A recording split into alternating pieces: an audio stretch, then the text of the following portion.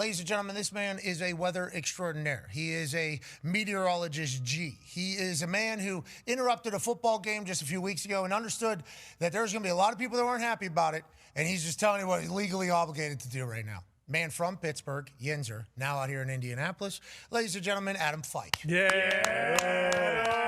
I mean, you hit the nail on the head right there. I have to. Yeah, I was legally obligated, and I appreciate the fact that you were telling us, because everybody was mad, for sure, because we're looking out our window, and anytime anything's interrupted live sports-wise for weather, if you're not the direct area that's being affected, there's nothing more infuriating, okay? Like, you're talking about 2 hours away from here, and right now I can't watch the game because of what's taking place. What you were trying to tell everybody is like, hey, this is the rules. I don't know what to tell you. This is just naturally. Watch it on your phone. This is what has happened now. So we appreciate the reality of the business. Now let's talk about the reality of the business.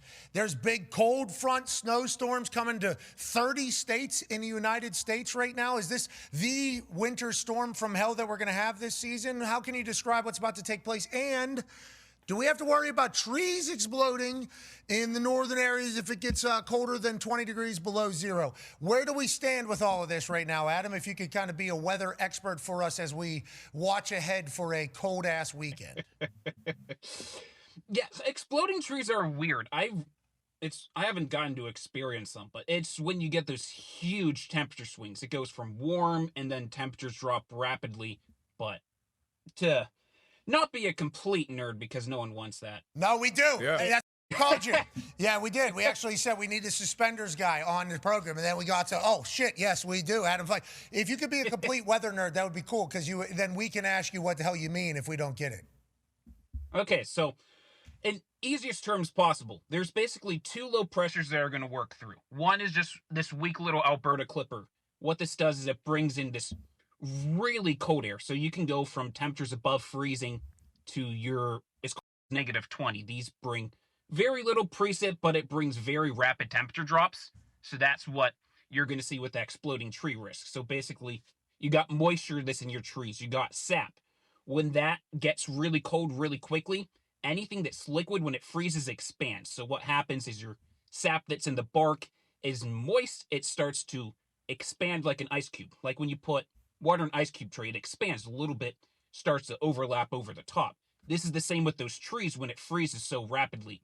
What happens is it expands. It sounds like a gunshot goes off as the bark is exploding a little bit. Okay, so it's not the inside, the inner working of the tree exploding, because we thought potentially. It can be. It's more so the sap that's underneath the bark and in the tree.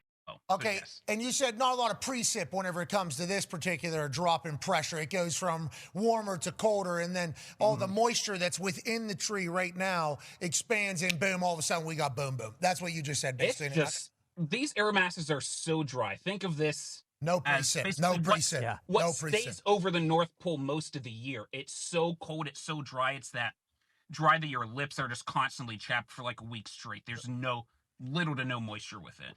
Okay, and that's what we're getting this weekend, they're saying? They're predicting how many states and where from? So that's going to be north. That's going to be your southern Canadian provinces. That's going to be the Great Lakes as far as the northeast U.S. And that's sort of what's colliding with the warmer air that's to the south towards the Gulf Coast, the Mississippi Valley. And that's why you're going to get this large area of heavy snow.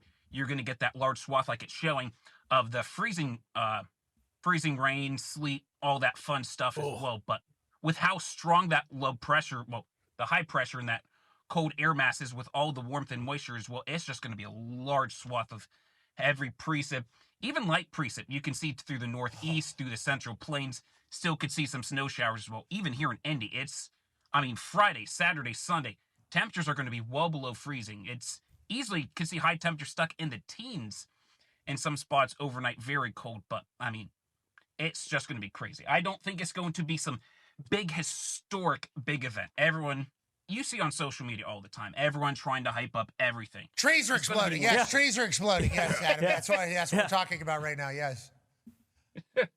But yeah, it's It's going to be crazy. Okay, so you think it's going to be crazy, but it's not going to be generational is what you're saying. So let me just try to, if I can maybe try to understand what you just said there a little bit. So we got the North Pole dry cold, okay, hitting some southern cold. We got no precip in this one, okay? We got no precip.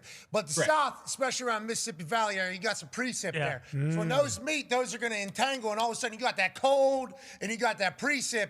We got bullshit all over the place. That's what you were saying is about to happen. Now, on that note, when it's warm and cold air, and you're not saying the south pressure is necessarily warm, it's still cold, but is it vastly warmer than the cold air enough? Are we going to get a tornado? Isn't that how tornadoes start? And then warm and cold air hitting each other creates a tornado? That's what I've learned. I mean, you're correct there. There's different ingredients you need for tornadoes. Since it's a low pressure, you don't get tornadoes that form in the low pressure. Okay. You get tornadoes that form along some sort of boundary or front. So you have let's say your low pressure is far to the north, your cold front's going to sag through.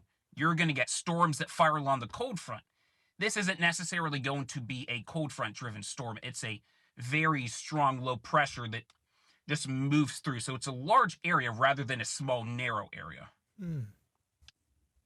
Thank you, Adam. How long is this going to last? Do we know? Are we 100% sure how long this could last, or could this be forever? Is this the rest of our lives?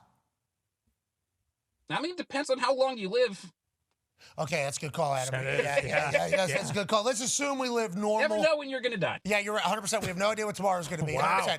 You're 100%. Well, that's what I was alluding to as well when I was like, hopefully, if we were to live normal length lives. If I was to live another 6 months or so from this exact moment, which we all hope we will. Hopefully longer than that. But just say I am, though. Sure. We're going to get out of this thing. How's this winter going to be? Because I don't know what the groundhog, I don't know what Punxsutawney Phil. I don't know what Punxsutawney Phil said. How long is this going to be? And are we expecting a very cold-ass next couple months, or what's the projections, Adam?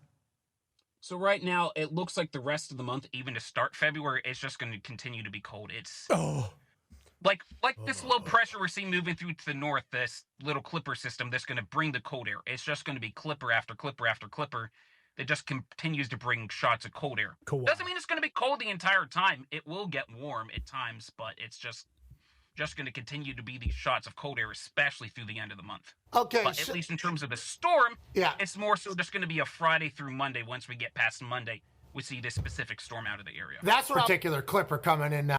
You say no precip here. This is that area. Boom. We got up here a little Saskatoon, a couple of the Dakotas. They certainly going to deal with problems. Maybe some exploding trees up here. Because the sap gets into the bark, AQ, and when it gets cold, just like an ice tray, the water boils over a little bit because it's a little expanded.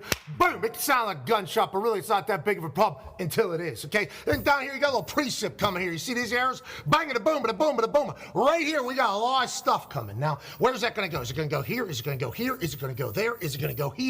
We're not exactly sure, but what we think is low pressure, not a lot of stuff coming through, just going to take a big area. Going to take a big area. Everybody's going to get affected to 30 different states, okay? It's going to do this entire thing. Up here, you know what it is. Okay, it's football time. Weather sucks. In here, you know what it is. It's cold and going to be shitty. You're chasing a storm.